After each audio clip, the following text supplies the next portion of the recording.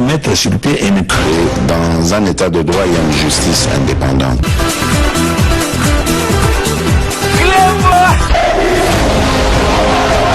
Ce n'est pas pour rien qu'il faut des causes.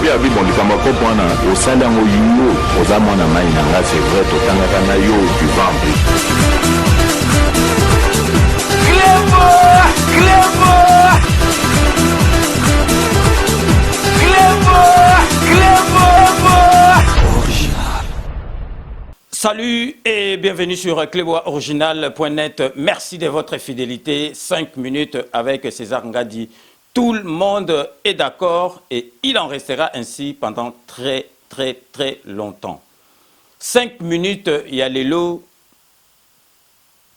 Bino lobby que le lot toko lobela masolo ya ba combattant mais ba combattant oyo ya solo te ngana zo benga bango ba faux combattant business parce que combat et sili et TP et sila combat to lobité que et sili libela et comme combat ya ndenge mususu et comme combat ya ba revendication ndenge to monaki awa to mona na France ya ba gilet jaune parce que combat oyo to bandai ko sala kala oyo ya Kabila dégage ezali na tina moko ezala lisusu te mais tozali ko kamwa ba combattant business oyo ba combattant ko benga bango ba combattant taba et choka bango parce que bazo mema bino neti ba taba boza ko yeba makambo alingi te parce que ba combattant ba yebi wana awa siku ndenge toza na kati ya Paris awa batu bako yiko beta masolo ba combattant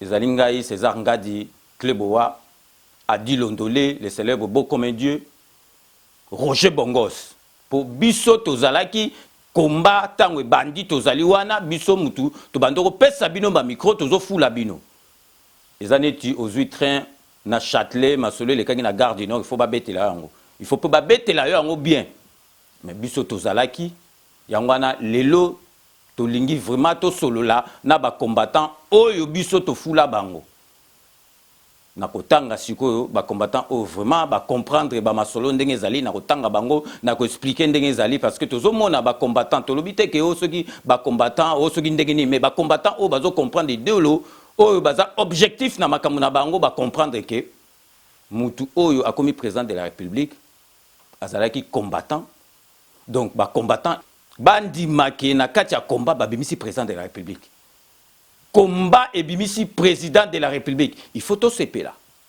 mais vous allez comprendre que combattant et côté distraction moko donc vraiment vous allez comprendre parce que combat to la sabino de combat banda ba motivation nini ezalaki na combat parce que combattant ezalaki penza solo tango ba Pierrot ité là on a benga le vaillant combattant banoko ça la grève de la faim en plein hiver ndenge bozali komona na photo na hiver avandi libanda azali ko bundela mboka po Kabila kende le lo Kabila kei donc batu bakoko loba na bango nyoso tout ba lobby donc Kabila zalaka sous présenté donc tango bati président na biso Fachi Beton comme président ya Union africaine bati na kanambete donc akenda mais tozali ko comprendre ceux qui congolais alingi nini to yebite ceux qui congolais alingi nini combattant bandaki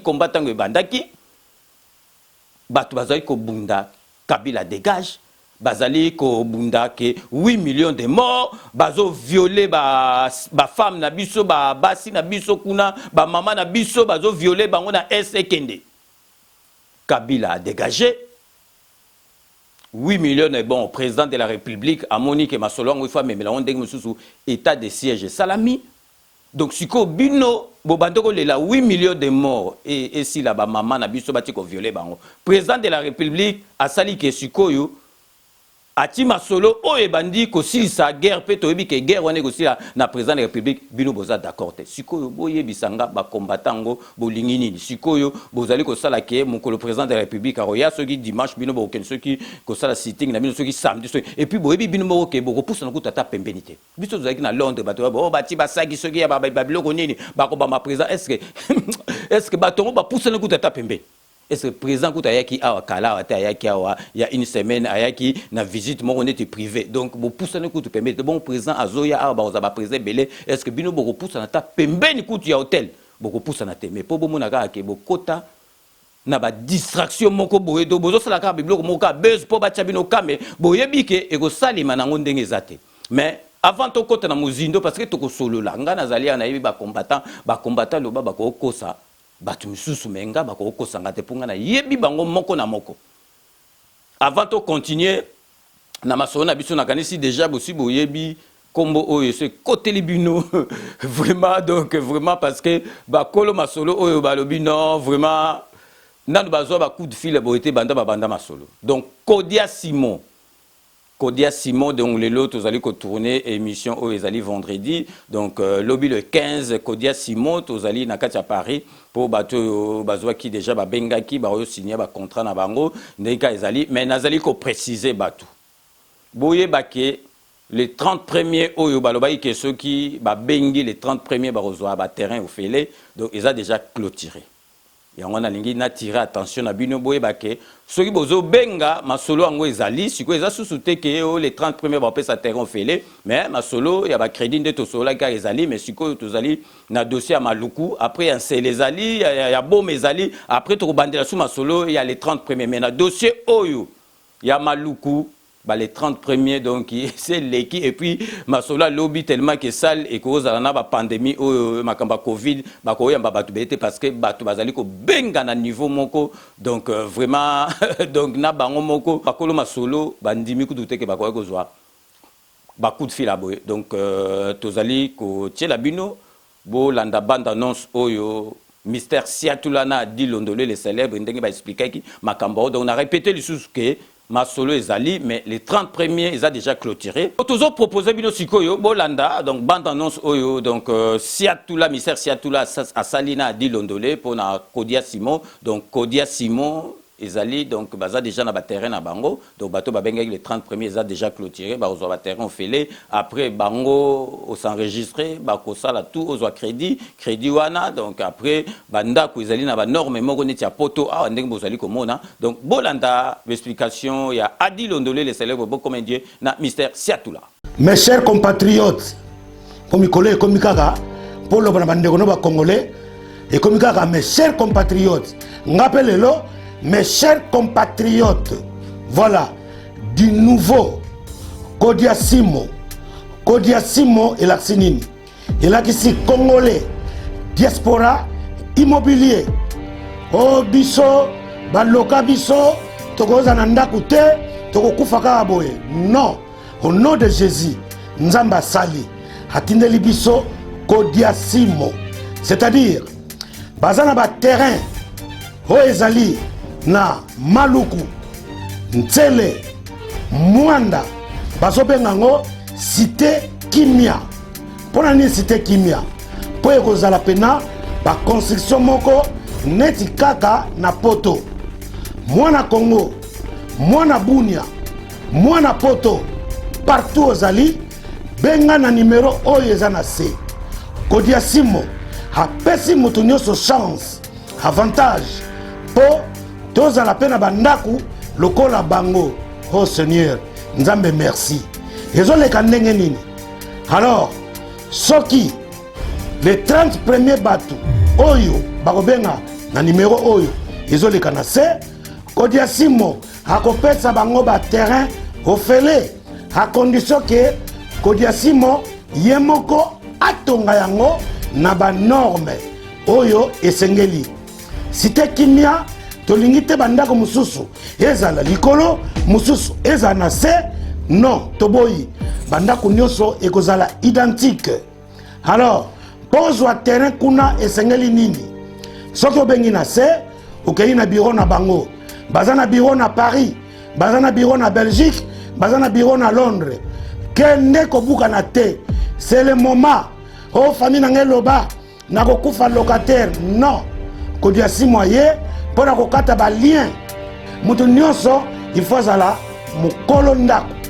Alors bakozola yo ba crédit à partir ya Kinshasa ba banque za na Kinshasa ba banque za ebele soki basisi kotongela yo ndako nde obandi kofuta ba crédit bandeko bolingi nzambe akita to nini tala ba chance aboye ntango bazopesa fongola okoti na ndako nde obandi kozongisa ba crédit na yo bandako ebandi na 49 000 euros ezokende ça dépend ba moyen soki poza na mbongo na yo du coup olingi crédit te opesi ozwi ndako cité kimia bandako neti kaka na poto balavabo babaignoire babalcon bachambre ndenge kaka tomonaka na poto ndenge eza na cité kimia na bato baza na bunia bato baza na beni bato baza na mwanda boma kazangulu kisangani lubumbashi kasai occidental kasai oriental goma partout bobengi na numero oyo bokozwa ndako biso nyonso tokomi bapropriétaire towumeli na kilocataire nzambe ayokaka notre dieu c'est un dieu de vivant lelo nzambe ayoki ndako okozwa epo ozofuta yango muke benga na numero oyo na bande lisusu batu 30 oyo bakobenga bato ya liboso baza na privilège bazwa baterrain ofele après batongeli bango oyo chance te bandeko Kodia Simo la meilleure agence pour construire nos maisons lelo tokomi babailleur lelo tokomi bapropriétaire tolingi so locataire na Congo te tala facilité moto nyonso ozala na poto onga interdit bancaire benga bango bakozwa solution epe loka malunga obanda futa ndako wana tango bapesi yo fongola yo bandi kofuta crédit bandeko bayedaka kongole ndenge nini bayedaka kongole ndenge nini Kodia Simo nzambe apambola yo pas de locataire biso nyonso babailleur cité kimia kitoko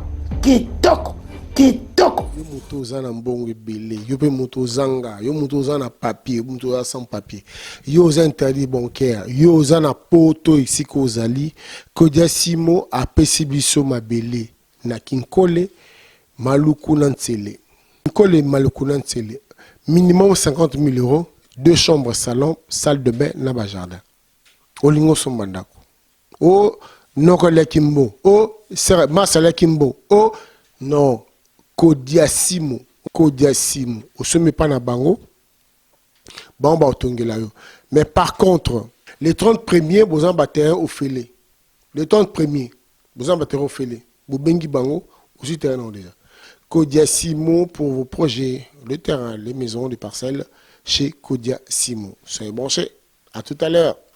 Donc Binomo Boti Kolanda va expliquer bien. Na répété lisusu les 30 premiers essais kokaki banda donc koki déjà donc to soki bo bengi boza suko tunate pas tout bazo benga anaza parmi les 30 premiers dossiers les 30 premiers c'est Sili donc samedi lobby donc tozali les lobby rotala ngo to tourner ngo vendredi botala ngo les lobby rotala samedi to kende kuna na Paris pour batu ba signer déjà ba contrat donc tozila sikoyo site oyo ya mususu wana nde ba osa sous les 30 premiers donc cité kimia donc ezali kimia donc na marque moko ya kimia penza au sakanate donc vraiment bo benga bo aider bandeko donc ezali occasion Kodia Simo et pesi surtout na diaspora boyebi na diaspora a bato belé ba umela poto azwa ba mbongo belé ti pesi ko azana ba mbongo mais akota na système à crédit eza mindondo interdit bancaire donc lem susu donc gobi dossier immobilier neta banda ko sur 20 à 30 ans et 5 mois na mobali ye mujingile azanga momi donc moi ça les ate Kodia Simo et pesi occasion na bato nyonso tout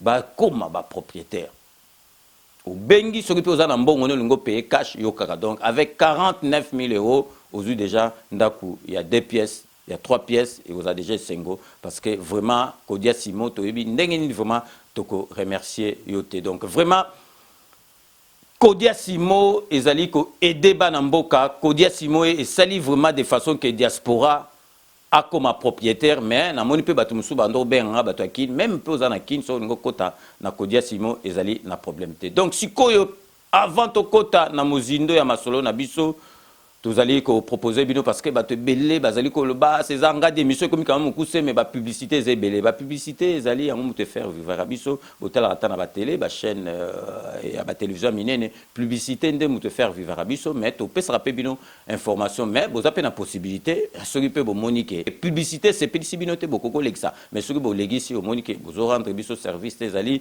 tant botal rango les ali marque que ndeng vous aider chaîne Nabino. Donc, tous allez proposer une première série, il y a une bande annonce, il y a un partenaire Nabiso. Donc, 5 minutes avec César Ngadi, on revient tout de suite.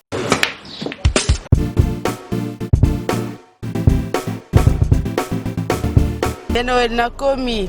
Oh, vous commis déjà? Nakomi déjà. Vous en avez vos frères? Ah ouais, c'est bon. Ah, n'a pas soyé.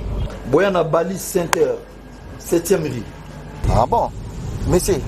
Bon frère, so comme on a limité, hein, autour de l'avenue. Avenue Tropique. Voilà, avenue Tropique. Tout ça, on a toujours bêta billard quoi. Limité 7e rue résidentielle. Hein? Ok. Ok, bof. Tout le monde a bof.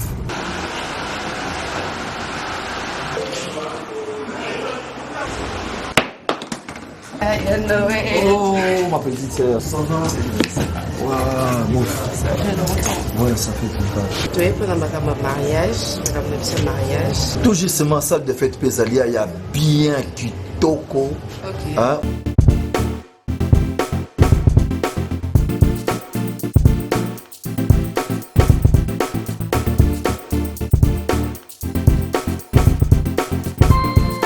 Balise Center, un cadre magnifique pour vos diverses manifestations et vos rendez-vous d'affaires. Un restaurant avec menu diversifié à votre convenance. Cuisine africaine, cuisine européenne, cuisine américaine et continentale. Un salle de banquet de luxe avec plus de 400 places assises pour un mariage de rêve. Collation, anniversaire, conférences, réunions de services et diverses manifestations. Balise Center. Nous disposons de studios médium, standard et des luxes à votre portée. Deux appartements de 1 et 2 chambres avec salon, cuisine et salle de bain. Et des 3 chambres, salle à manger plus 2 salles de bain. Balise Center avec terrasse intérieure et extérieure, VIP, rien que pour vous. Nous sommes sur 7e rue, place commerciale, sur l'avenue des Tropiques, numéro 83, référence clinique Bondeko dans la commune de Limete. Pour plus de contacts et réservations, plus 243 81 799 82 47 82 34 121 62. Vous pouvez aussi nous visiter sur www.balisecenter.com. Flat Hotel Balise Center, l'excellence dans la simplicité.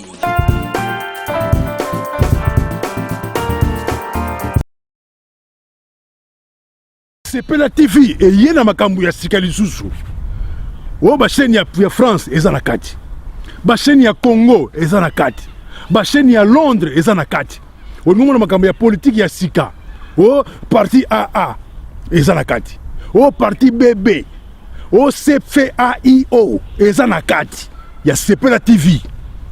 Bouquet comme ya muke boye. O tina poche voyager na ngokeno partout lingi. Na bouquet no ya Sepela TV. Sepela TV. Mais ma biso n'engozo mais ma biso on a 4K machine ma daka Sepela TV. Bienvenue dans le monde de Sepela TV. Sepela TV est le décodeur qui vous permet de suivre les chaînes du Congo en direct de la diaspora.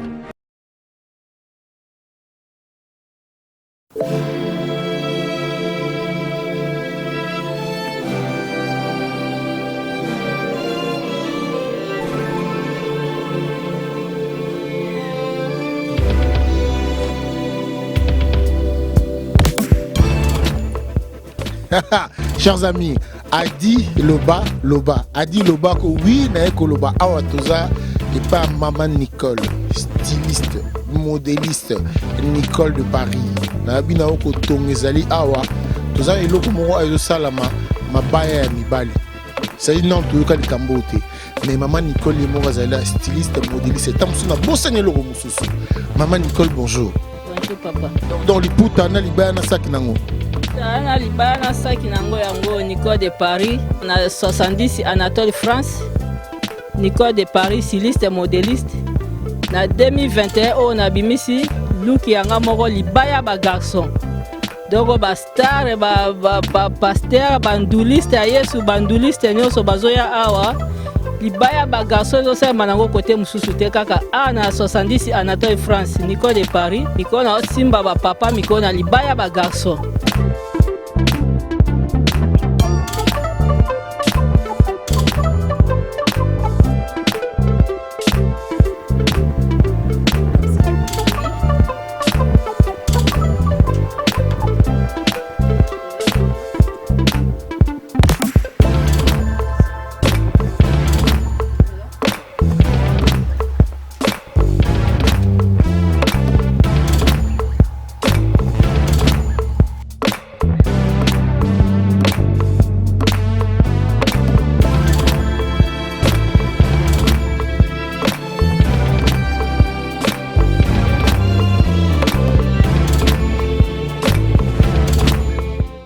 Armée nationale, viva! Viva! Commandant super de forces armées congolaises, viva! Viva! Viva! Viva!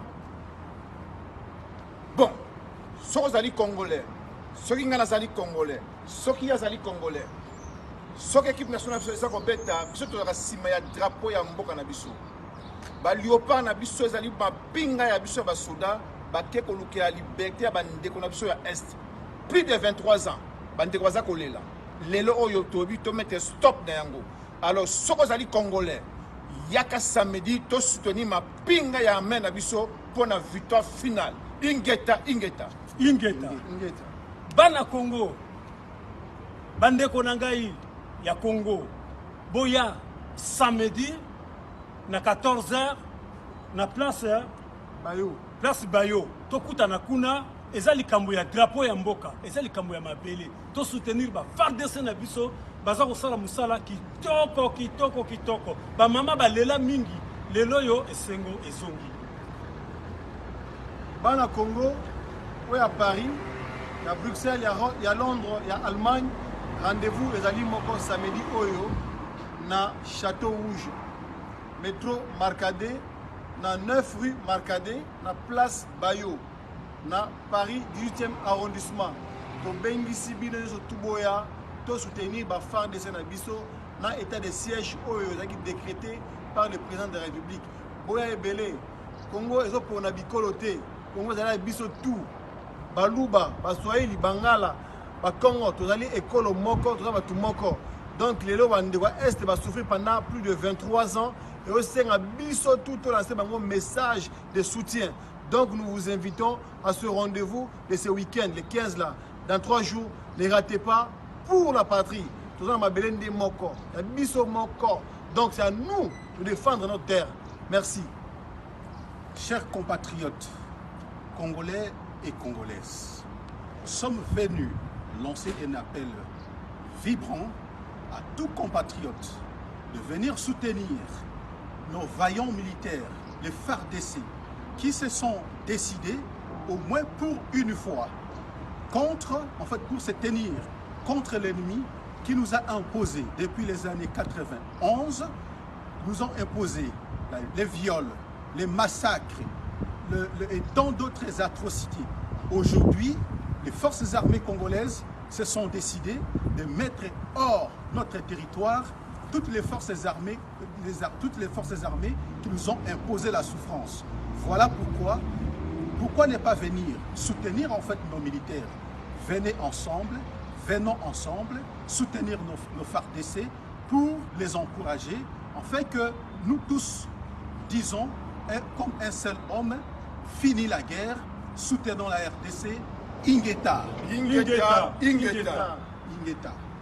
Merci Nabato Nyoso tout Bazali ko zo contact na ba partenaire na biso, donc vraiment tous zo retour à bien parce que vraiment ndenge na yebisa binoka to comme un esprit ya ba chinois.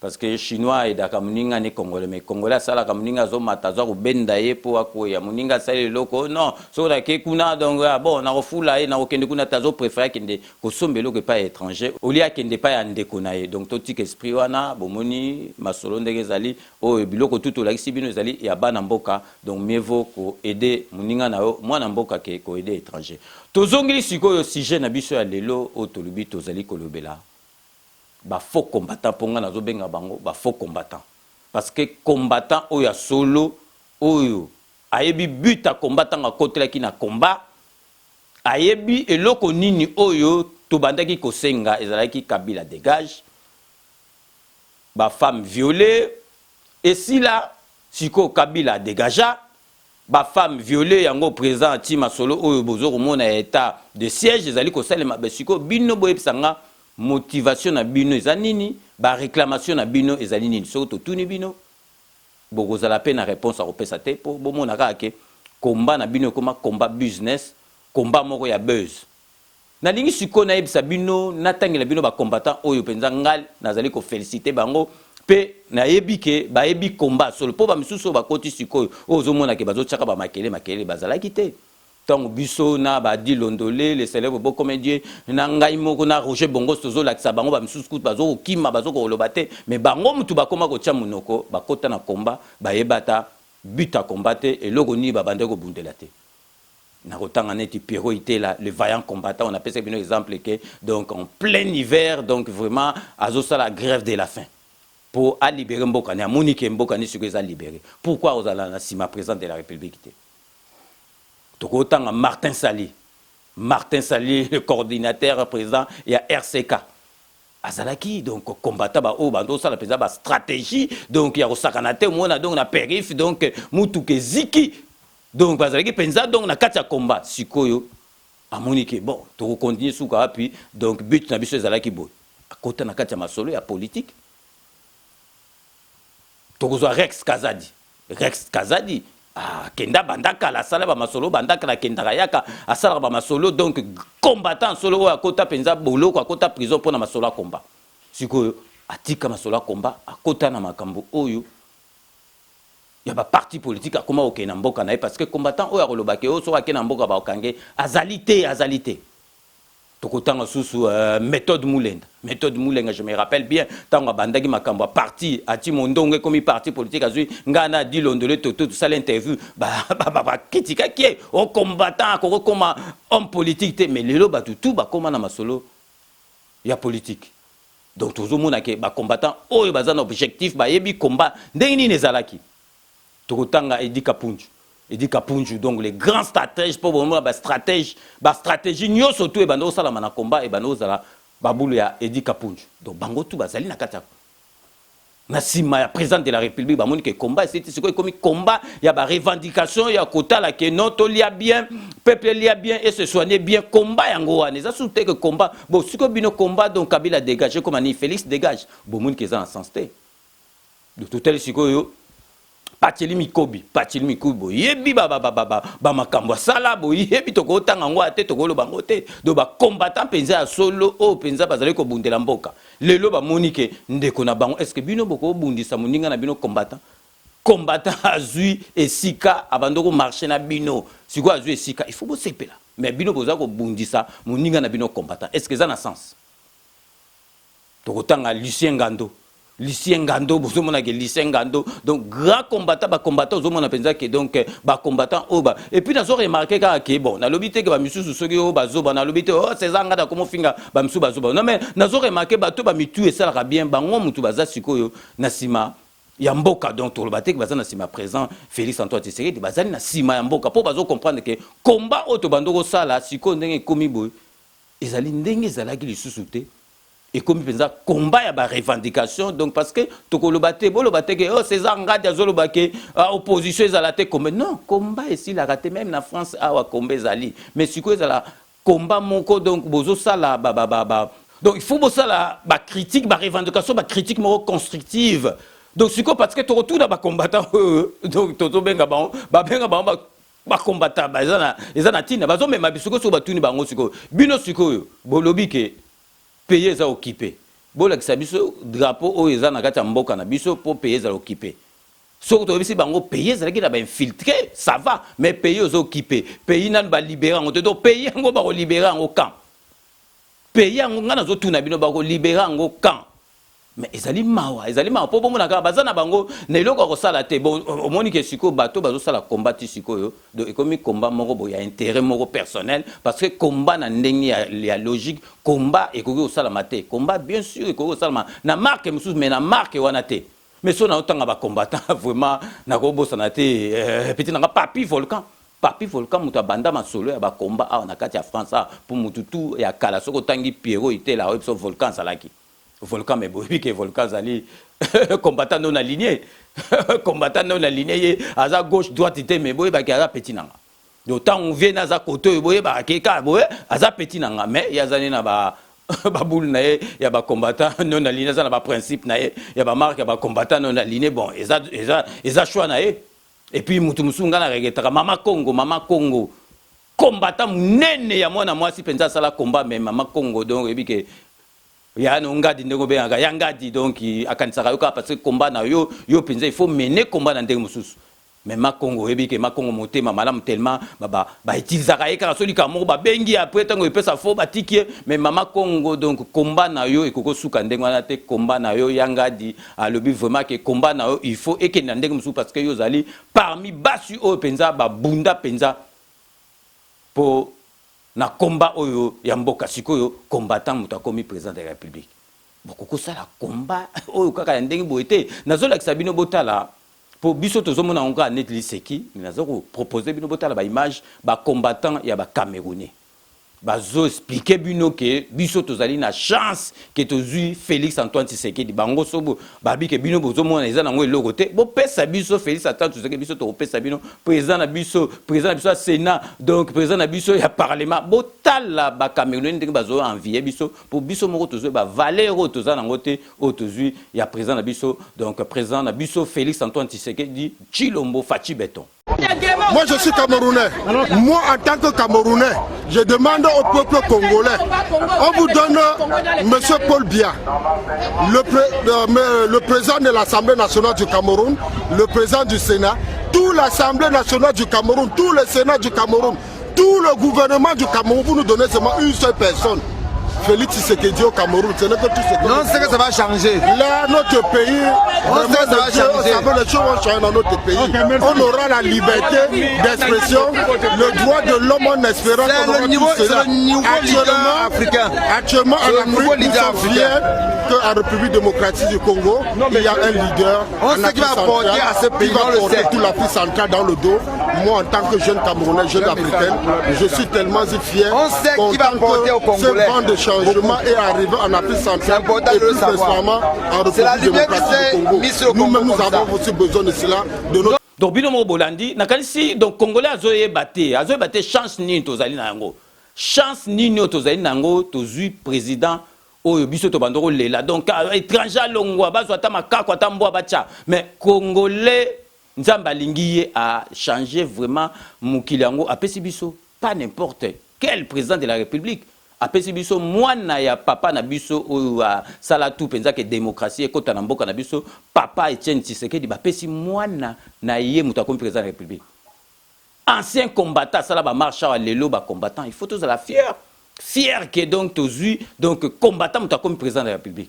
Mais toujours comprendre était on le moment la petit nanga Robin Ngele soka fâché tout donc comme robeta tout pour comprendre était pourquoi Robi a comme fâché parce que Robi a comprendre était pour qu'on vienne na monika ke botu ebima mais ne petit nanga Robi za na calme to kota la makambo parce que tozali ko comprendre te bota neti Bishop Élysée bon mona Bishop Élysée ndenga bandaki ba makambo Bishop Élysée ndenga bandaki ko critiquer mais na suka vandi a sala examen de conscience atali pour vous comprendre que mutu a mutu soza mayele mo faut ça la vente abi menazo kende wapi na kende Bishop Élysée bo mo ndanga changer discours na apona nzela malamu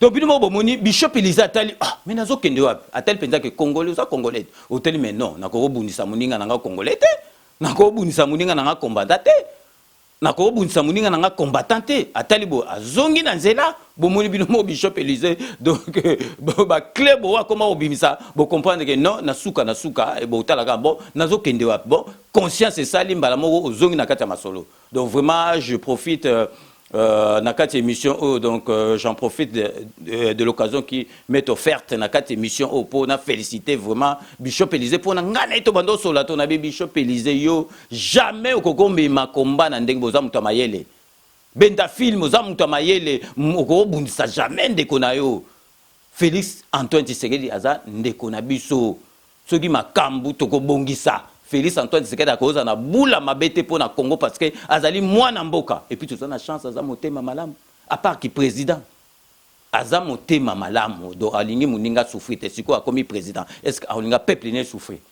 jamais akoki kolinga yango donc siko na lingi na zongisa bino si mpona yebisaki bino ne bandelike combat ya France ba combattant bozotalanga ngai adilondo le Roger Bongos to fula bino wana kutu ba misusu baba bayebo lo baté donc pour vous en convaincre bato bazaka moi pessimiste donc baza donc un peu donc on a ba réserve ba mona ba yebi ke ngana lo ba makambo ya kokosa te ba combattant musu ba kosala be miso côté mususu muto okonte ngana yebi bino bien parce que ezopesa ngana mawa bato bazo continuer combat so ya Kabila so ki ya ndenge nini Kabila ça dégagea et puis bino présence oya beaucoup pour sentir pembenité donc bozo on ça na bino ka ba makamoko ka bopo donc ba mona bino donc parce que donc combat ba misusu ba ko tikate parce que ils a gagne peine na bango baza na basono nazo la sabino ba image botala tant tozali ko filmer ba combattant kala donc na université à Saint-Denis na gare du Nord bokotala bilongi ba combattant oya kala idolo na bango ndenge zalaki na sikoyo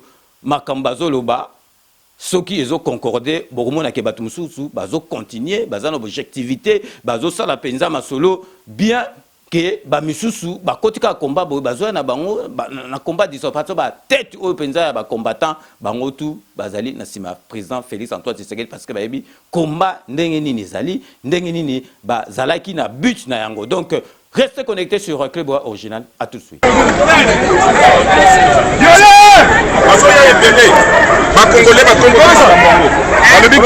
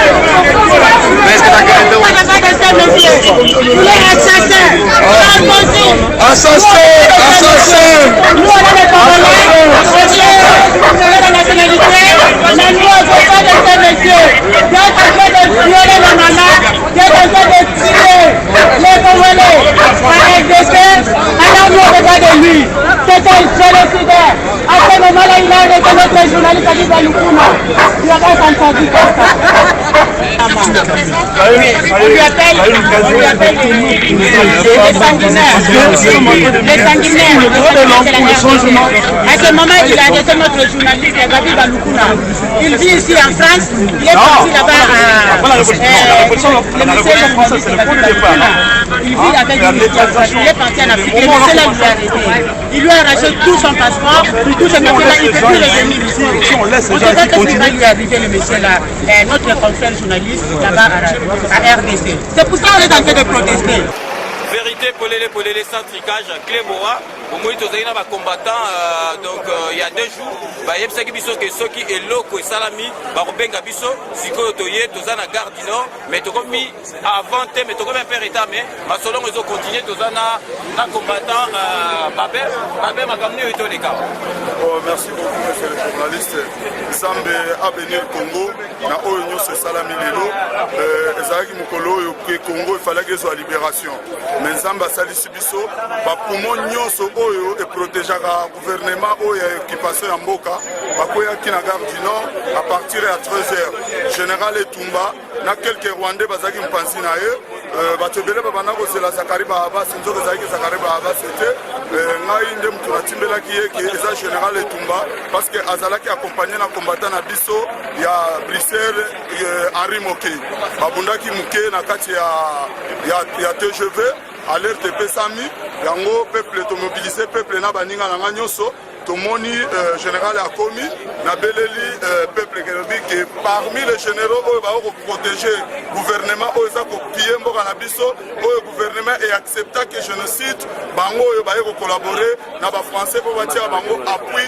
na élection oyo ya Congo peuple congolais elingi pour récupérer pouvoir ya mboka na bango yango wana ti lelo tozalaki na bango bazwaki un peu quand même mouvement ya protestation yango wana tozalaki na bango peuple eboyi bango na kati ya Paris ndenge tolobaka masolo epai ya bajournaliste na biso Adi Londole na César Angati. Mais sikoyo babe sikoyo bobeti bango sikoyo 19h mais programme ezali bovanda tilo bina tongo ubie bokomi mpe obeta bagénéraux botiki bamusicien na zakaki programme eza ndenge sikoyo ekomi 19h bovanda tilo bina tongo mpe eza ndenge ezaki mouvement ya protestation omoni violence epeyaka nango te yango wana donc tokei tosololi na bango te baboyi kosolola bango bavandi na bakafe mbila ya France eye kozwa bango donc ezalaki juste eka mouvement ya protestation toza na besoin te ke todeklare babiloko mosusu ezalaka parce que biso toyaki awa tozali association pour la paix au Congo yango tozoluka mpe na kati ya Congo yango tolingai kosololaka na bango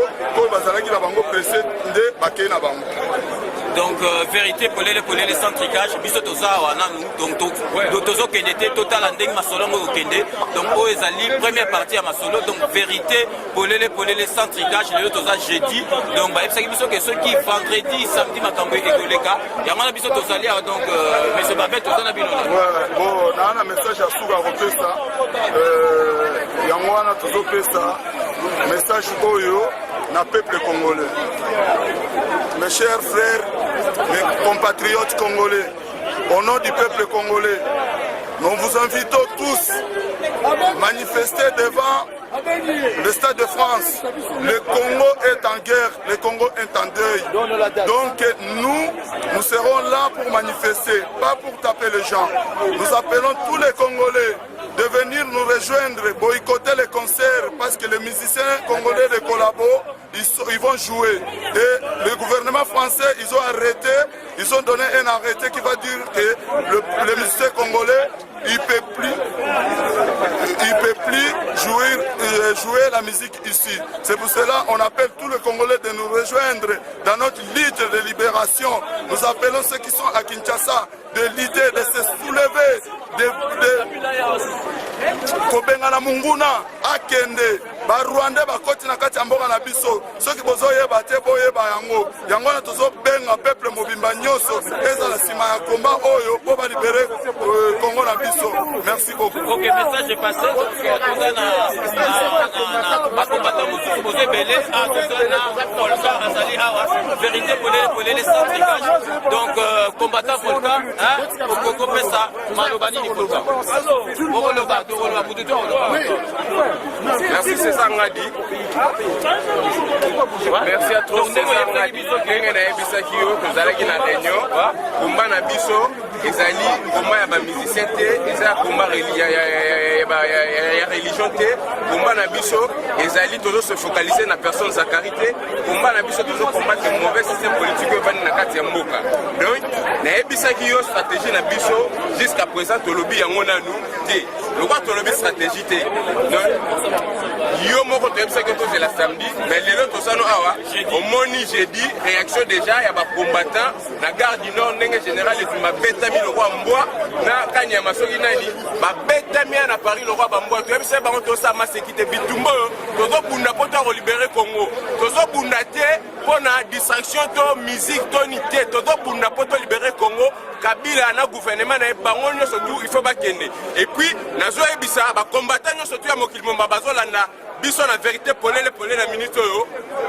mutu abimisaki ba banderole ya ne touche pas à mon président asengi ba pardon awa ba image ezali biso tolobi biso ba combattant to retoucher président na ye mais asengi pardon awa alobaki na musika touche pas mon président na miso ba combattant te lelo biso tozaki président na ye to kangiye mon frère hier ça awa les gens témoigner ye komone nani ya Alfred Kadi Caterpillar Finance, les manager, c'est son crédit. Oui.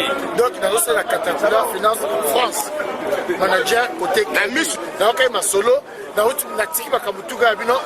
doit protéger notre pays. Mokezo Koufa, d'ailleurs, a lobby que navandi ya na miso ba diver azosenga bapardon ke non eza makambo totalaka bamboka tosala mboka te. Merci ndeko.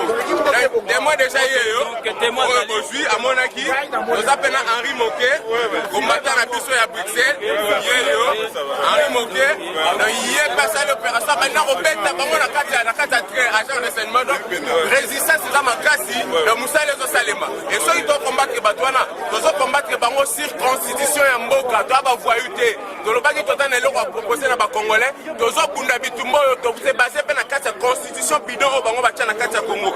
L'article 64 il y a constitution RDC Lobinini.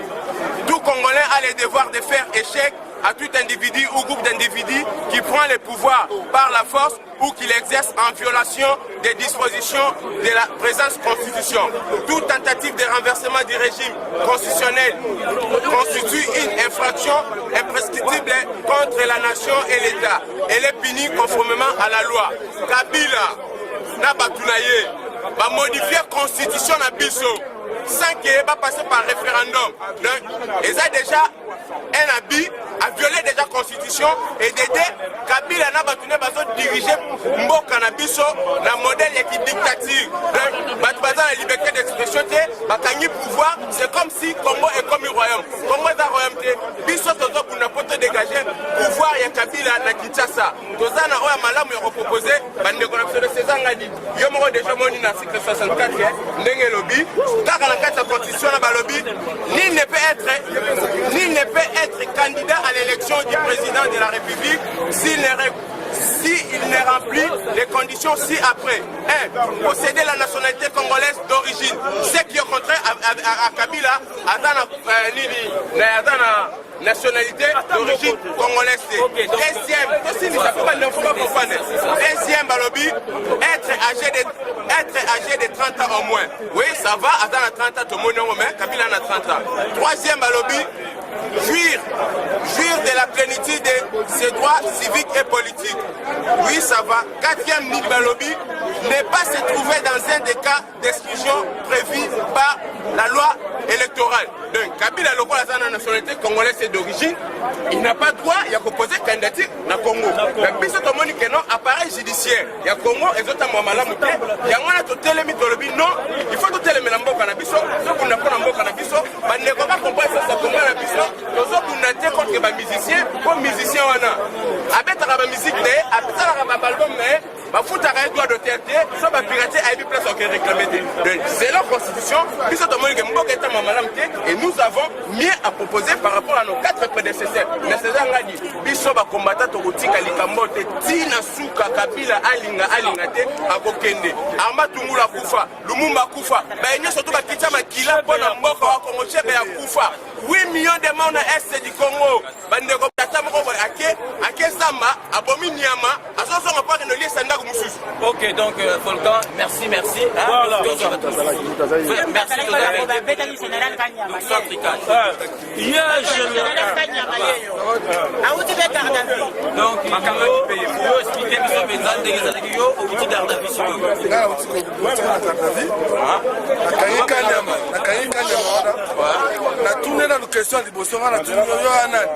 Donc, on a un Congolais.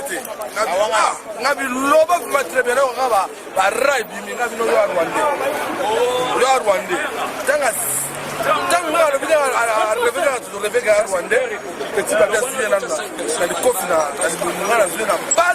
n'a pas tourné parce que mon Kima, on a béni pour nous soyez. On a dit, il nous a arrivé. Donc, pour moi, la image. Après, après, on a mais combien ça va moulaï ils ont continué ils ont continué de l'embatter faut tellement merci. Ok, donc soit Henri. Harry Moké, ça biso ndé avant beaucoup maintenant à Paris. Donc comment ça s'est passé? Donc yo uti Belgique là-bas. Donc je viens de Bruxelles. À Bruxelles. Bienvenue. OK. Donc je me trouvais dans le combat à Paris. Donc j'étais à la maison quand on m'a appelé vers midi moins. Il y a le général, une délégation conduite par le général Etumba.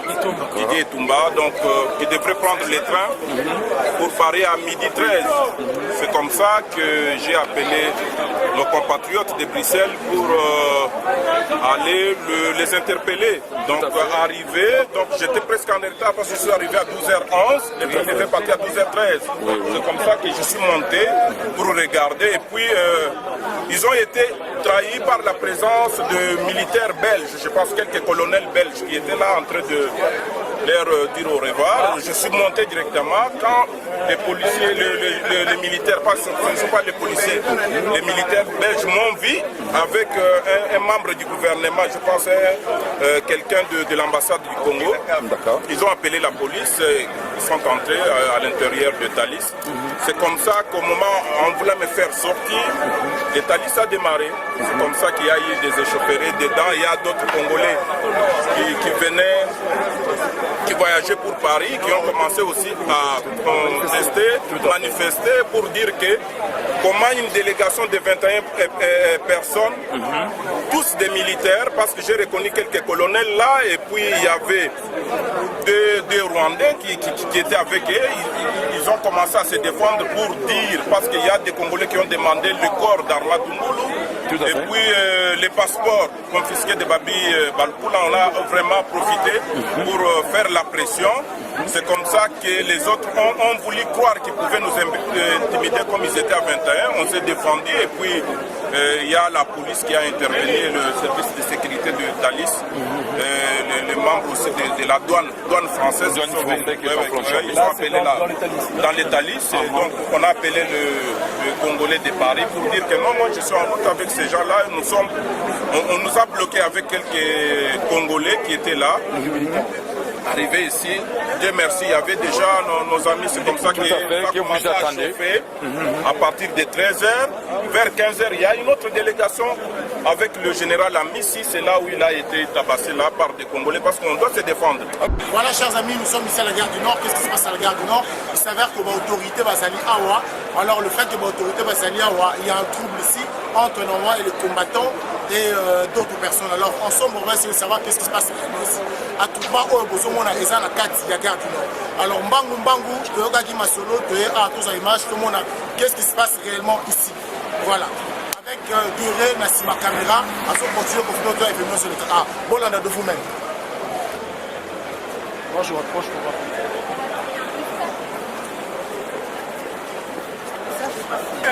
Qu'est-ce qui se passe ici? C'est là, pardon. Qu'est-ce qui se passe ici? Vraiment, je vous remercie, Adi Londolé. Tant que le coordinateur général, il y a un collectif, Otobéli Kref, collectif des résistants combattants de France, Biso Tolobi Boye, Tosala qui déclaration T, Toloba qui Boye. La fois dernière, qu'est-ce qu'on a dit? Toloba qui Tosa la déclaration au Salaté. Mais si quand il y a Tosa au Sala, la déclaration à Biso. Mais qu'est-ce qui se passe? Qu'est-ce qui se passe? Hippolyte Kanambe, attaqué avion naïe en G. Oh! Monsieur! Ah, c'est Ménéké. Alors, attends, qu'est-ce que je dis? Tout ça là, il y a une déclaration. Hippolyte Kanambe, c'est là, Hippolyte Kanambe, attaqué avion naïe en place. Délégation, il y a un ministre, un colonel, un généraux, il y a qui va quitter à Bruxelles. Donc, soit qui renseignement tout. Moi, si naïe, il y a qui a déjà Zahawa. Alors, bisonne pour moi, regarde du Nord, Toza ko traquer Bango jusqu'à la fin. Toko traquer Batouya, Hippolyte Kanambe, jusqu'à Moël Épinière. Ba plaque au Bassala na Kinshasa, à toi, on a payé à droit de l'homme. Alors justement, M. Martin Sali, a 2 ans l'état de droit, a 2 ans la Moka. Agression au Bozobangate, police, 2 ans l'état de droit. Non, répondre à eux. Non, encore répondre à eux. Bambi la Bamoye. Bamoye État. Donc, pendant qu'il y a opération depuis la 13h, le colonel Kanyama va péter Niawa. bagénéral ekumba bapetami général bakimi akomone nani bagénéraux bango nyonso te toza kotrake bango jusqu'à la fin tokotika bango te kobanda lelo jeudi vendredi samedi ozala pire encore na stade de France. Mais pour nous faire ça, il y a une mission pour la déstabilisation. Mais pour la déstabilisation, il y a un bon pour la distribuer par la mission pour poisonner tout. Avant maman, on va tout dépenser bango, tout liquider par bango. On a payé le droit et tout ça avec la France. Ceux qui France ça va accepter que les génocidaires on a payé na bango. Au chemin que la France pour ça la France. Le début que tu as dit déterminé la fois passée tu as dit déterminé jusqu'au bout donc action jusqu'au bout. Donc ah bon agresser banane maman. Dossier de toujours défense. Qu'est-ce qui s'est passé pour Ngaki? Non, tu bêtis généraux, tout le bango bien. Likamation yezate. Yo colonel Kanyama. Okanisaki okeko attaquer ba étudiants. Biso tout aux alaïs étudiants. Tu attaquer Kanyama parce que tu défendre cause il y a des étudiants. Les étudiants ils allaient à campus. Il y a ISC, il y a ISTA, il y a IPEN. Pour tout l'accès Kanyama ke les étudiants tu attaquer les étudiants. Exactement parce que vous avez le pouvoir, vous avez la remontée dans la mino élite. Biso ce qu'on vous a traquer les généraux na ba colonel, tu retraquer et tous aux là. Arrivé à Hippolyte Kanambe, Tozana yo, Tozana Hippolyte Kanambe, Tokotika yo te. Bakimaka, voyez Bibino, ba journaliste, c'est boé retard. Il fallait botala, comment colonel Kanyama Kima. Ba général et tout baza Kima. Baza Kima neti bana. Batuana, Tokotika bangote. Basala ba ventir na pona Kimbe awate. Bambila bangonati. Il y a des policiers partout. Alors, aux organisateurs que vous mettre évidemment vie n'a plus en danger. Au contraire, Tolingi Bongo. Tolingi Bongo. Parce que Salaka.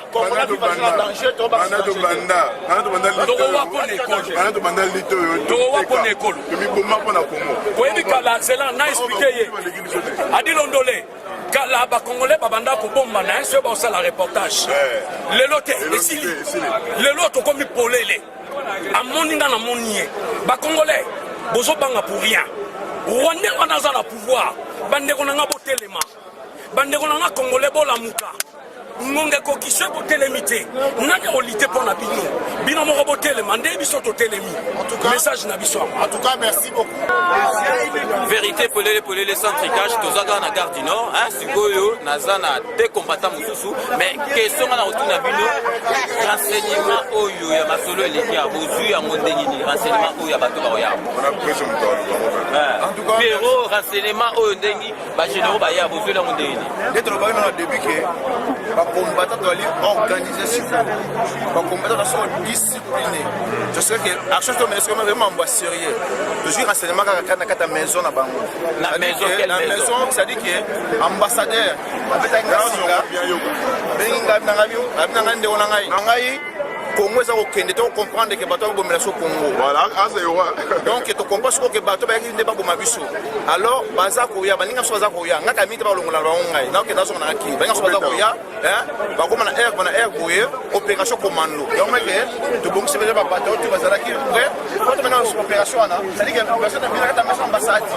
OK, donc boye ki bino mo vérité pour les centricages opération na ba ambasali et 8 na 4 ya ambassade. Cette information a lobby que ngaka la longolanga bandeko bazoya bo kipe ba allez ayo accompagner combat zo senga na bakomona surtout ba poser acte de patriotisme ça dit que kono ko bengana ba kuya ko kota na mboka na biso il faut ko teka mèche tant baza ko yefo funda bango ke baza ko yana mboka na biso comme ça tant to libérer mboka to épargner bino to pesi ba téléphone na polele chef de l'information on a gouvernement occupation pour benga biso c'est la biso to ko protéger bino na to libérer mboka na biso en tout cas bravo na ambassadeur excellence mon excellence la mission c'est qui tourne se fait dans makasi merci vérité pour les centricages tozali kaka awa na gare du Nord tosi la ti masolango aussi là pour to pesa bino information biso on est là pour vous informer centricage Cléboa il est en train de excusez-nous allez-y la train oyo uti ko koma sikoyo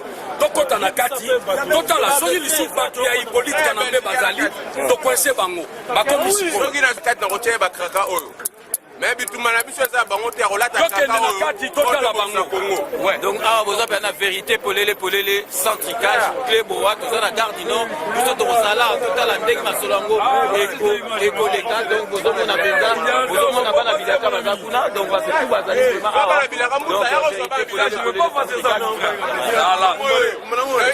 toza na kati ya bana bilaka message mvuluzi alobaka makambo mvuluzi alobaki yango ezokokisama na yango oyo mvuluzi ye bongola meso mwene pesa message ya mvuluzi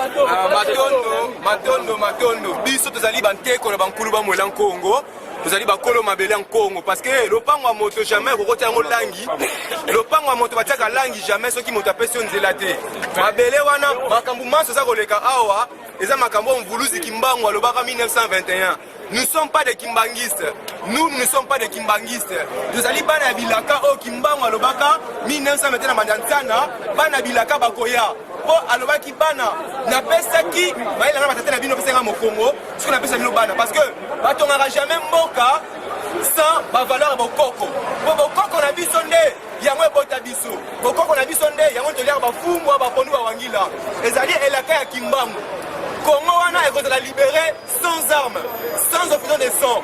Po oza kati na biso ezali pumu ya kimbangu. Bakoko bazali parce que mabele oyo France ezali mabele oyo batekaka bakoko na biso. Bordeaux, Marseille. Bakoko na biso batekaka na esclavagisme. Ndenge toye na mboka awa toye kozwa biso bokonzi oyo mondele aseki kobotola na mboka bakoko na biso. Mbanza Nzanda 1921. Kimbangu yeyo obo ignoraka Kimbangu obo ignoraka yeyo akufaka te akendaka zongaka. Donc 1921 banansana toye na kimia, toye na paix, la paix dans le monde dans la paix. La vérité polele c'est pas signe de la paix dans le monde, sans compter Bezela Neko monia la paix dans le monde Kimbangu pe monia science bezali parce que ma belle aime soit congolais. Après Kabila dégage. C'est comme Moka, on a retourné ma valeur en ligne. Alphabet, tout. On n'a pas les sciences. C'est comme Kimbangu nous a révélé la science. Voilà la science que Kimbangu nous a révélé. On a la science, donc ça veut dire on peut construire. Toi, la science. On prend l'écriture, Nabiso, Nati Congo, Mandombe. Tout est là. Donc on a la science, on peut évoluer. Donc on a la science de construire. Donc parce que bango bazana alphabet na bango ba A B C D. OK biso pe botela alphabet na biso yango na tikongo. O kimbango c'est qu'on révéler biso. Moni A B. Nous notre alphabet on a 20 lettres, pas 26 lettres. 20 plus le H ça fait 21. Comment on a A B les alliés on a tout vérité polele donc tozana na gare du nord tozokota na kati total suite à makambo ndengezala vérité polele sans tricage clé. Donc bino mo boy total ba image za ba image d'archive bomoni penza ndenge ba combat bandaki na bato bazolo ba lelo ba misusu boneki bazolo leka na sima mais lelo ba koma ba bon c'est normal hein roza ne bandelo lo ba kite mutu pa ko yana sima aleki mutu azaki liboso mais bomoni ke biso tozalaki wana to yebi combat ndenge zalaki parce que ba combattant oyo soki il faut to benga na kombo ba combattant bo baza sikoya soko yo tuni ba argument bon pesa argument obe yaka na plateau vanda biso to sala émission mona dilondole bino bolobini donc a dilondole azo défendre masolo zo mo azo défendre na ndenga logique idée parce que ba tout il faut boza la kana sima Félix Antoine Tshisekedi non to lobi bote mais tant ozo pesa argument il faut et que ndenga président de la République azana besoin ayoka pe batu mususu bazali na ba idée mususu par rapport ndenge biso to lobela mais combattant mais maïwana ya ko chaïwana bango ba mesana vandi papa zolo ba siko chaïwana tourner ba question bon yo lobi ke pays za occupé bon expliquer biso pays na biso RDC za occupé ndengini okomona makamba zolo ba donc bozo comprendre coup touté donc siko yo tango to bandolo ba oh la paix oh tozoluka batu ba kufate beni soki nini siko président de la République a eu solution amoni ke système akalebano simbate asali makambu ya état de siège et vandisi masolo vous allez ko critiquer mais siko bino bondo ba 8 millions de morts ba kufa siko président de la République a eu boule asisa guerre wana ya ba 8 millions de morts za soute bino bolingite bo siko boye sanga bolingi nini 8 millions de morts présent à tel misi siko masola tel milliers yango pour masolé sila ka au présent zo kipete bato bazo kufa na beni to mona te combattant moko a longwa na poto ake osala combat kuna a longola bato bazali na beni zala kite bozala ikaka mais siko présent a boule ati ba généraux kuna lui assis sa guerre en tout cas bino bolingite siko bolingini Zoé Kabila wana Zoé Kanambe wana balongoli kuna Tanganyika o bona boy eza boyete donc sikoyo makambo bolingi boyebite makambo bolingi boyebite do bozalaki pona départ ya Kanambe o Kabila dégage a dégager ba guerre na est ezo salama président zo sala logo te président sikoyo sala logo boza d'accord te sikoyo boyebisanga boule na bino nini bolingi nini donc to marqué sous pose tout la bino deuxième série, il y a Babanda Nos Nabiso. Donc restez connectés sur Reclé Bois Original. À tout de suite.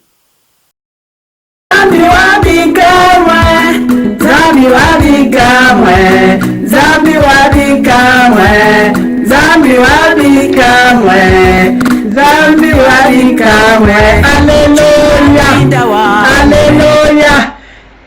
Bana bikamwa na mingi akoloba te nazali kosenga na peuple de Dieu nyonso Nzambe lobi combat un bon combat pour avoir la victoire boya na site na biso ya kalanga grâce bikamwa na kati na YouTube boyo kabana na Nzambe tozo luka délivrance butu na moi boya boso sola kele la vraie délivrance. Bana Nzambe mingi na lobezalité boya kanenge bana la bato na kati ya mokili bazo tatola bakama somo bazo dénoncer. Bien aimé, c'est bien de chercher un homme pour ta délivrance. Moi je cherchais ma délivrance pendant 3 ans, je n'ai pas trouvé ma délivrance. Je devais se repentir. Bien aimé, aller auprès de l'Éternel na fungola motema bandeko. Le monde est sous l'emprise du diable boya boyoka oyekoleka na kati na bikamwa. Un vrai combattant, c'est celle-là qui doit combattre un bon combat pour avoir la victoire. Nazamingina Lobate, Cléboa original. Que le Seigneur vous bénisse avec les grands prêtres César Dingadi. Merci, bye bye, à tout de suite. Restaurant Galaxy Mambo, aux spécialités franco-africaines. Menu spécial Mambo, situé au numéro 137, rue André Carman, 93 300 Aubervilliers. Contact et réservation au 07 53 28 89 07.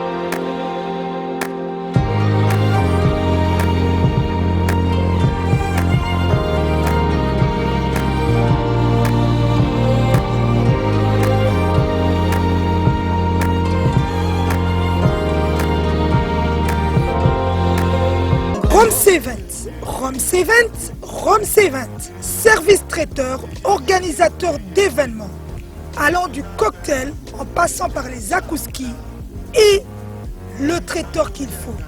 Vous avez toutes les spécialités, africaines, européennes, asiatiques, du monde entier. Quel goût, quelle perfection, quelle propreté. La dégustation est au rendez-vous grâce à Rome C20.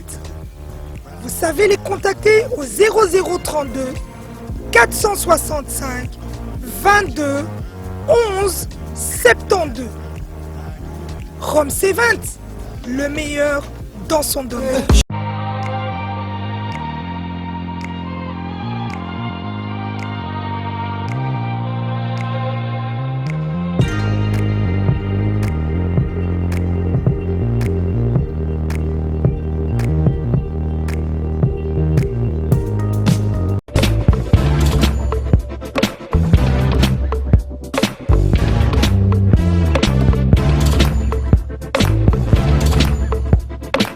Yango tozosala adi londole Feli, ah, Mostengo, Feli, tout ça la conteneur, ma voiture, tout na Kisasa, ma carton, ils ont qui Kinshasa.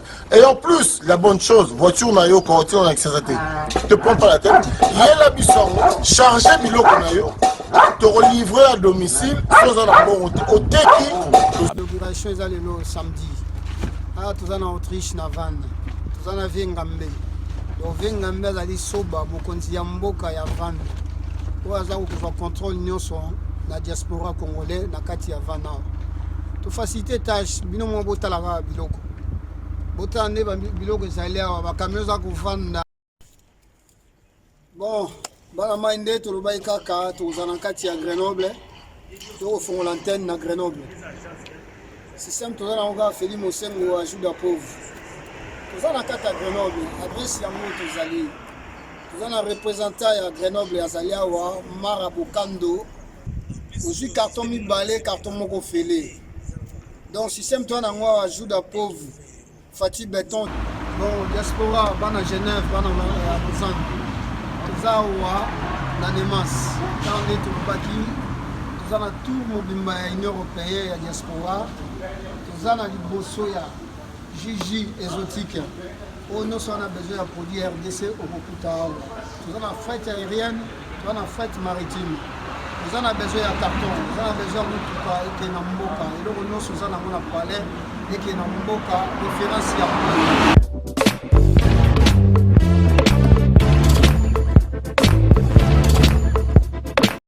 Donc merci na fidélité na bino na bateau tout balandaka biso na bateau tout vraiment bazora contact na ba partenaire na biso parce que va pesa biso confiance l'année passée ba renouveler confiance na biso donc ezali esengo mingi parce que tozora ba retour vraiment musala ezali kokene malam donc to komi presque à la fin ya émission na biso na linka na récapituler président de la République azoya awa omoni totika olanda makamba distraction po bozawa na pe boyebike bokopusa na bino pembeni te boza kutu pembeni kutu te na quartier na kutu bozala te mais bozosala makambo na bino ka pona buzz donc comment combat na bino le BPO était la combat business et combat donc combat moko bolingo tika ngote mais makambo ya lo bezate au pays na biso eza occupé biso tisiko pays occupé pays eza occupé par rapport à quoi drapeau ni nongeza na mboka na biso occupation ezali o biso tokondima mboka mukolo ka pays oza libéré pays yango bolingo eza libéré na ndenge nini oh donc président république aye abimisa ba prisonnier ka ndenge wana kapenda bimate kapenda penza zali prisonnier o penza ya kanambe mukolo ko bimato ndema kapenda bima siko maloba bozo monake ba maloba tu o bolobaka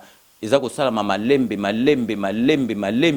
mais sikoyo après ça bozo kuka susu boza suna makambo après bo continue ba distraction bo moni ba mission mususu ezo le kasusu ba journaliste mususu qu'on préfère taire les notes aux besoin tout temps ba comme na ba honte be mission na bango et comme na espace à 1 mois ba 2 mois bazo sala souté parce que makambo ko lobeza te to ebisa bino ke na suka biso to komema bino tina suka tozozaka na makambo koloba mais bino et comme la période moke makambo kolobeza lisusu te pays occupé au pays na biso eza occupé pays na biso eza occupé na banani tisiko bozomona ke eloko ezate présence oya donc nakanisi kutu po kaka ezaka ba pays moko boyo osenga na bino kaka na ba association na bino boyo osenga kaka bo marché ba pesi bino mais bango moko ata ba français bazotala ba mais pays o baza ndenge nini bazokolela o kanamba kende ti ba misukutu bazoloba ke kanamba zonga mais comment beaucoup comparer l'incomparable est-ce que kanambe penza yoza congolais ndimaki azonga donc peuple congolais toyé ba eloko tolingi ba combattant bo se ressaisir bozali ba ndeko na biso botika distraction wana parce que président de la République a ça 5 ans naé a ça sous 5 ans mususu a ça penza 10 ans naé tranquille et puis siko mandat penza bandi siko qui salume banda 2 ans on est allé pour na le système ya kanambe et longwa parce qu'il fallait payer des embêta longwa siko système na ndimaki qui l'aurait cru na 2 ans système a kabile ngoro longwa parlement toujours parlement sénat toujours parlement gouvernement toujours yango donc nana ndimaki makambo salimi nete Zoé Kabila ali na munoka mboka soko longoli Zoé Kabila longoli donc ezali Kabila mutalongwe donc peuple congolais tozali bandeko ba combattant distraction na bozo sala ezali distraction parce que eloko ezate bazali ko seka bino na bekolo musu bazali na Congo Brazzaville ça sunge so etolekat azu combien de pourcentage nana longoli aleki awa na longoli était président des États-Unis président za na volonté ya kobongisa mboka mutu moko akoloba le contraire za na volonté ya kobongisa mboka bi bakazi président soka ye on a pas changer boule pas cause président soka bon botala bandu sa ne ba masolo nani yango ko longola e kanamba sala 18 ans bon masala muto longola ezate mais tout ça na chance président moko cause na boule ana te azape na souci amboko bo mona président on vandi na ba député o bango tani ba contre état pour na ko investir gouvernement botandenga zo bondela bango azo bo salisanga to s'en sortir lobi to sala bino mission mususu makambo ya président en akendaki bakamba bakolo ezukuna botala ba place ebandoko sala lisusu te ebandi ko sala mais tondima to lobi te ke bo critiquer président de la République te bo critiquer ça na problème te atana ba pays o bazo critiquer Macron bazana bango bien bazo critique constructive critique ça na pays nous et puis président pas en besoin critique mais o ko finga o ko loba ezali penza makamoko ezali na tinate donc vraiment to komi na suka ya émission na biso. Je vous laisse le soin d'en tirer vos conclusions et de me faire parvenir vos commentaires comme d'ailleurs vous en avez l'habitude de faire. Ce qui n'a commis na souka donc vraiment avant d'appeler sa base tout mbote donc nous allons vraiment remercier donc équipe technique tout bazalaka biso misu bazalaka musika donc comme Serge Kassanda donc merci na surtout au sala rapport dans 5 minutes avec César Ngadi donc Luxon Kangi. Merci donc vraiment te remercier bino to tigarate parce que boidara vraiment biso bulinga vraiment que Clébois original et kende kakaliboso et puis te remercier ingénieur de son ya landara biso tati na palesoka somoreza mesika comprend il faut benga Willy Kunda donc Jacques Saké merci nanyo surtout au sala rapport na 5 minutes avec ses angad diko base nde makambu donc vraiment toko bosanate donc nakati à Londres toujours pesa mbote honorable Jean Moutala merci nanyo surtout au sala rapport na 5 minutes avec ses angadi na Espagne toko pesa Beloti Mavungu vrai chéri Beloti Mavungu merci nanyo surtout au sala rapport na 5 minutes avec ses angadi Mamizo en États-Unis d'Amérique merci nanyo surtout au sala rapport na 5 minutes avec ses angadi donc nakati à Normandie pour na pesa Thomas Mbona merci nanyo surtout au sala rapport na 5 minutes avec ses angadi toke siko nakati ya Switzerland pour na pesa nakati à Genève Titi Moyo mafuta merci nanyo surtout sala rapport na 5 minutes avec ses angato tikali toujours na kati ya Suisse cette fois-ci na Lausanne pour na sa patience Mantuila merci nanyo surtout au sala rapport na 5 minutes avec César Ngadi donc to zungia na kati à Paris pour na sa Dokotolo Nabiso Jean-Paul Djamba donc vraiment to singi na bino surtout bolandaka émission na ye parlons santé parce que santé ezali eloko moko vraiment soki eza bienté oruiko sala eloko mokote. C'est la fin de ce 5 minutes avec César Ngadi. Merci de l'avoir suivi. Cette émission a été réalisée par le grand réalisateur Yalolo Chouami et derrière la caméra Willy Kunda. Donc restez connectés sur Clébois Original. Vous n'avez pas tort. Nous allons nous retrouver dans 24 heures pour un nouveau numéro. D'ici là, portez-vous bien et à très bientôt. N'oubliez pas, tout le monde est d'accord et il en restera ainsi pendant très longtemps. Bobo Sanate, Kanambe, Akozwa, Masolo, Nambuju, Penadikos.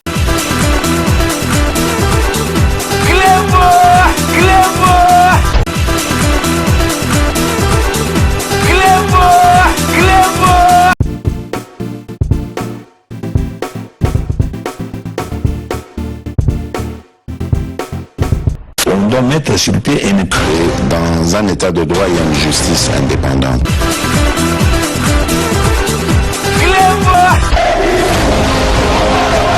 Ce n'est pas pour rien qu'il faut des causes. Bon, le Kamako, au salaire, au Yuyo, aux amants, c'est vrai, au Tanakana, du ventre.